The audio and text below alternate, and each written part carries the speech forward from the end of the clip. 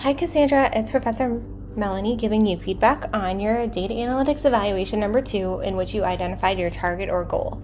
So, I wanted to say, I could really see the changes between last paper and this one in some of your APA formatting and in your writing. So really good job on that. You do have your running head, you have your page numbers, and then the only thing I'll tell you is it is always fun to make things bolded, but when you do your APA formatting, this just is not bolded. So just to give you a heads up, and then it's you added the Zern of Natural and Health Sciences college, Zern College. You don't have to add that, but that is fine. So this title page looks really good. You just want to make sure this is centered, through the paper. I'm sorry, centered on the page.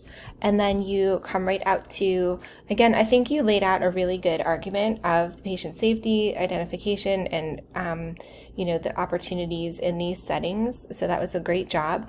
And then I think you're right that there are errors in identification have life-altering impact.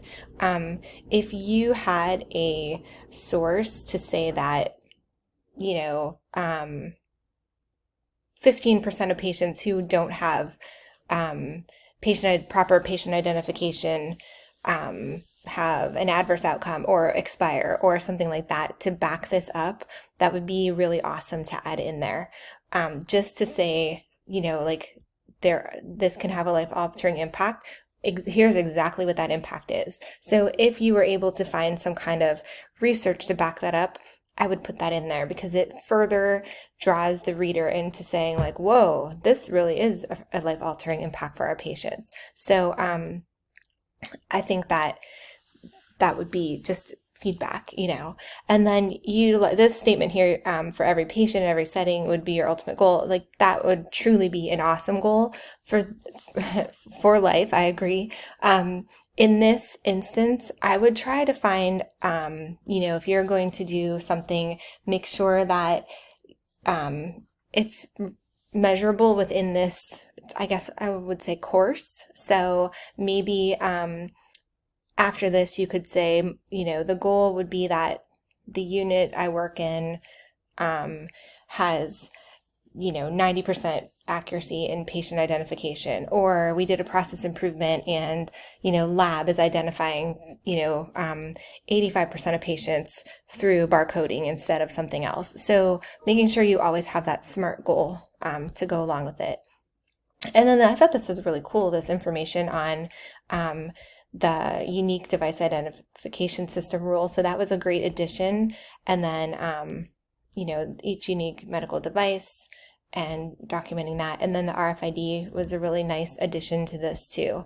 So I think that those were all great, components to add to your paper to build your case for your goal. And then again, here is the information that you talked about, improving accuracy of patient identification with barcode scanning in the healthcare facility, which led to a reduction in the frequency of patient identification errors in lab and pathology specimens. So is your goal, are you able to apply this to something in your workplace? And even if we just make it up, maybe you want to do this barcoding technology or whatever it is for this purpose of this assignment, and maybe your goal is to get the barcode implemented and reduce errors by 20% in the first month or something like that. So even again, it's a lofty, wonderful goal that we can do this at every level of the health system. I would just try to find, and you can revise this as you go through before you get to the final paper, which kind of sums it all together. I would revise your goals a little bit so that it's something that's measurable and achievable, within your realm. That's what I would offer. So taking that feedback and kind of beefing up a little bit of this, what we're going to do in that final paper is take all these parts that we're working on and pull them into a presentation. So you want to make sure that you have something smart, like a SMART goal or something that's achievable, because again, if if you could achieve this, then you would be my hero. So, but I love the choice that you made, because barcode scanning is really important. So how can you take your goal and make it achievable within our fictitious or real project, and add that to this as you build this paper, one part to the next. So the next part that you'll be working on is our third part, which will be the data. So you will have your goal of 50%. Like our baseline was that our nurses were only scanning 50% of the barcodes, or a lab was, or something like that. And then when you get to the data part, you can say, this is what we would like to see happen, and some interventions. And then the results section, which is the fourth part of this, is going to be, looking at your baseline, your goal, what you did, and where you ended up. And again, it's kind of a fictitious problem, so you could make it be ridiculously like barcoding was only 10%. Our goal was to increase it by this much over 3 months, or something like that. And then when we completed, these are the interventions we did, and when we were completed, here's our results. We improved barcoding by 50%, and now 40% of our patients have barcode scanning done. So that's just kind of, I hope that helps give a little bit of an understanding of the assignment. You've done a wonderful job, and I think that your ability to incorporate your APA formatting and your references in is great. And then I think I messed up your reference page again. I think I do that to you all the time. I'm sorry. This first reference looks well done. The only thing I would say for this next reference in the APA is that you don't need a capital letter for every word in the title. Let me get to this point. This is a really cool health system roadmap. I love roadmap articles. So these would all be lowercase. So I know it's taking up time, but you could see when we're all done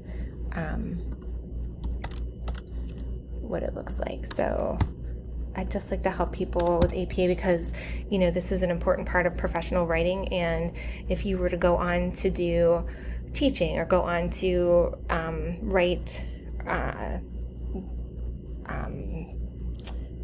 abstracts and submit things to conferences, you want to make sure that you have this kind of nailed down. So the rest of this looks good. You have your proper journal and volume and issue. So otherwise, that looked good except for just that little bit. And your paper, again, you could say ultimately your goal is this, but I would clearly state, like, even using APA level headers would be really helpful. You could put the problem, you could put the goal, and then you can put, the data, and then the results. So if you have any questions on that, or you want to sit down ever or Zoom and talk about this just to make these papers better, because I see that you've improved even from last time to this time, then I would be more than happy to do that. And again, I do this for everyone, so it's not, I just want to make sure that you're a really good writer when you are able to leave our course or our program. So if you have any questions, reach out, and thank you for submitting your paper to me.